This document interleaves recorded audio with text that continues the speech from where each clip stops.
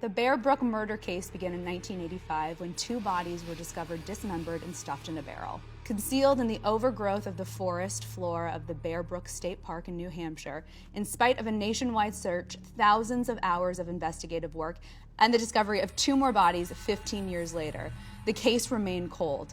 That is until 2017, when advancements in forensic DNA analysis broke the case wide open. Here to discuss how genealogical DNA led investigators to the identity of the Bear Brook murder, we have DNA consultant and expert Mehul Anjaria. Mehul, thank you so much for being here. Tracy, it's great to be here. So I want to talk about the Bear Brook case, and obviously this is an incredibly complicated case, but since I have you here, I want to really focus in on why the forensic DNA is so important. Right, so in Bear Brook, this was one of the first big uses of genetic genealogy. And not only was it one of the first uses, but it was used in a very ingenious way to identify the killer. How did they do that? There was a woman by the name of Lisa. Yes. And she had been abducted, abused, and abandoned by a man in the 1980s. Ultimately, she went to foster care and was adopted. And the abductor was Terry Rasmussen. Right. Terry Rasmussen was eventually arrested and held to answer for those crimes. Didn't do a lot of time in prison. He got out, he actually committed murder. Mm-hmm. At that time, they took DNA from him. Now, Terry Rasmussen died in 2010 in prison. Fortunately, yes. So meanwhile, what's going on with Lisa? So as many people who've been adopted do, she wanted to know, who's my mother and where did I come from? Yeah. So she started using this genetic genealogy with Barbara Ray Venter, and she was able to locate her mother. Now, her mother was last seen in New Hampshire. That's where the Bear Brook murders occurred. Yeah, and she was actually known to last be seen with Terry Rasmussen. At that point, they took DNA from Terry Rasmussen, compared it to one of the female victims in the barrel, and found out that he was the father of one of the girls. So he was now tied to the crime. Right. Do you believe if Lisa wasn't looking for her ancestors, this case would have never been solved?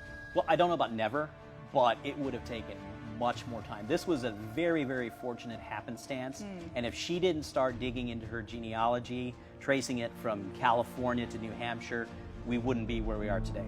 So this case is fascinating for a lot of reasons. I think one of the reasons is that it was concluded using genealogical DNA. Can you kind of dig a little deeper into that for us? Yeah, sure. So in a case with DNA, let's say that we have a sexual assault case, for example, and we have DNA that we know is from the perpetrator. And so typically what you do is you would compare that to any known suspects and say you don't get any matches. You might even do a DNA dragnet in the neighborhood. Maybe the cops go out and collect DNA from all the males within a 3-block radius who are willing to give DNA. And let's say you don't get any matches there.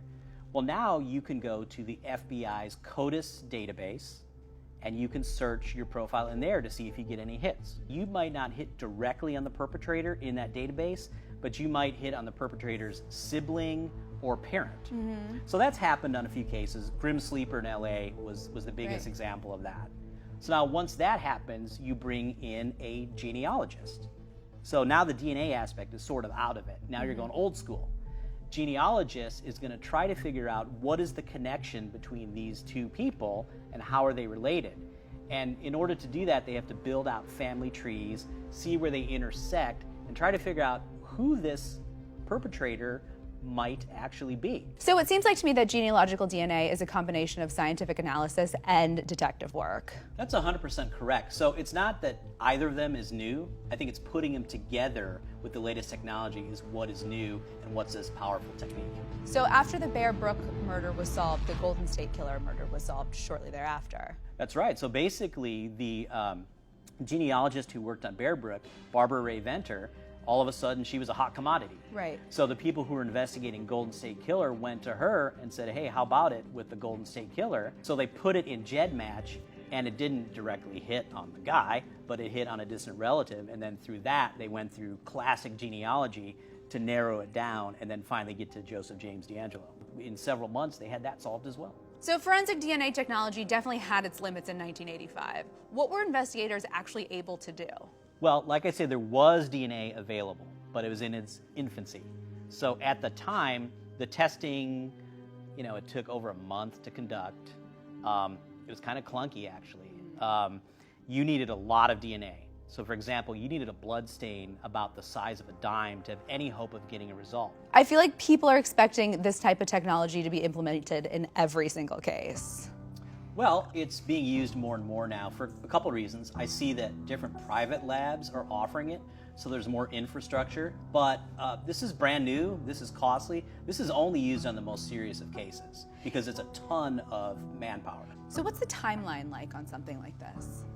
Well, it's very labor intensive, and often there's a team of people working this because you have to chase down a bunch of leads, you have to talk to relatives, you have to look at records. So like Bear Brook, I heard a figure like 20,000 hours were spent by a team. Yeah. So it's very, very labor intensive. Mehul, thank you so much for coming on and explaining genealogical DNA and really breaking it down. I feel like I actually understand it now.